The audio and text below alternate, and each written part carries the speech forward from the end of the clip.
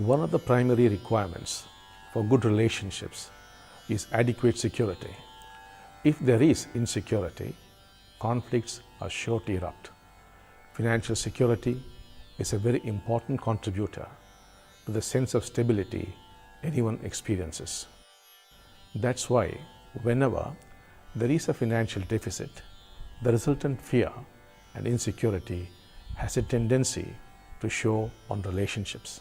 In order to handle the situation, you need to understand the second spiritual law that governs destiny, the law of emotions. The universe says, you manifest what you fear, you manifest what you hate, you manifest what you love. Firstly, let us understand the difference between thoughts and emotion. Thoughts are random occurrences that don't really hurt you. They need not scare you. They don't have such force behind them. Emotions, on the other hand, are thoughts packed with intensity. Thoughts that are repetitive. So what we are dealing with here are emotions and not stray thoughts. You manifest what you fear, says the law. Fear is a primal emotion. You could also say it is the mother of all other painful emotions. Jealousy is the fear of being overtaken. Anger is the fear of not knowing what else to do. Hurt is the fear of being ignored or insulted. One could go on endlessly. Let us learn this through a real life story. Once in the United States, news went around that a serial killer was hunting down a lot of people, and people were warned against entertaining strangers in their homes. Totally oblivious of all this was an old lady who lived in the suburbs of a town all by herself. It was a rainy evening, and all of a sudden, someone walked through her door.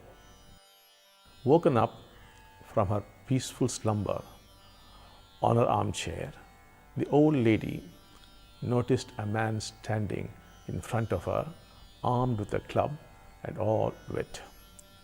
She looked at him through the candlelight and said, "Son, you must be cold and wet. Warm yourself." The man was confused for a few moments, but dropped his club and sat near the fireplace. The lady again said, "You must be awfully hungry, son. Go into the kitchen and help yourself." He hogged the food that lay on the table and ran out into the night with the club in his hand. He ran across the street and broke into the next house. As the family screamed in terror, he used his weapon on them. Why do you think his responses were so drastically different? He was a maniacal serial killer, yet did not hurt the old lady, while he hurt the immediate neighbors, because you are the fuel for other people's responses towards you. Since the old lady had no fear, the serial killer could not hurt her, while the ones who were terrified got themselves killed. Though this is an extreme example, the principle holds good in everybody's life. You attract events and people you fear.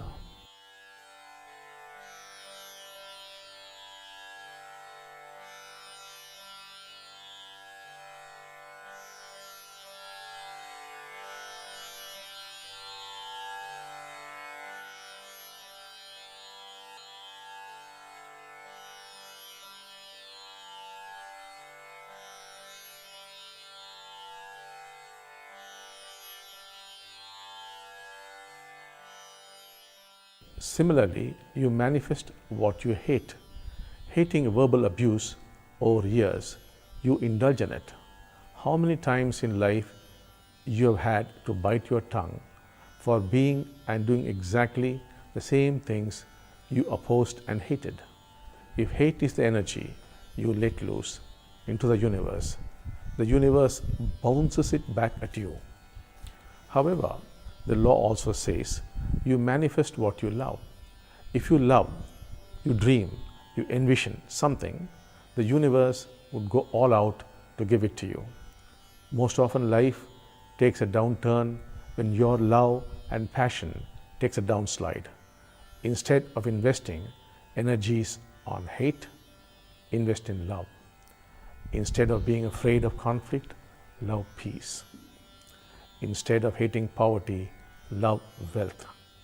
But how do emotions that are the mere result of biochemical reactions in your brain gain such force? Emotions that are not acknowledged and accepted by you in the course of your life get accumulated in the deeper layers of the unconscious. And anything that is rejected comes back with a vengeance distorted. That is why when people indulge in regular unpleasantness in their family, their problems complicate even more. It becomes a catch-22 situation. More problems, hence more fights, and hence more repression, and so on and so forth. When in times of difficulty, do you usually use your family for gaining peace and strength, or do you only use it to vent out your frustration?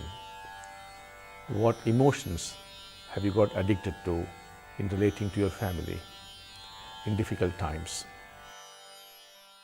Coming to the next question of what is the solution to this? Despite one's best efforts and intentions, fear and disappointment persist. Hence, the only solution is to acknowledge and accept the fact of their existence without hiding from them. It is to be integral. Anything that is recognized and accepted does not turn destructive. That doesn't mean that you go around speaking and expressing these emotions out to people around you. All you need to do is to be integral to yourself. It involves 3 simple steps. Sit down quietly and watch your breath. Move into a space of peace and relaxation. Acknowledge the emotion, be it fear, hurt, or hate.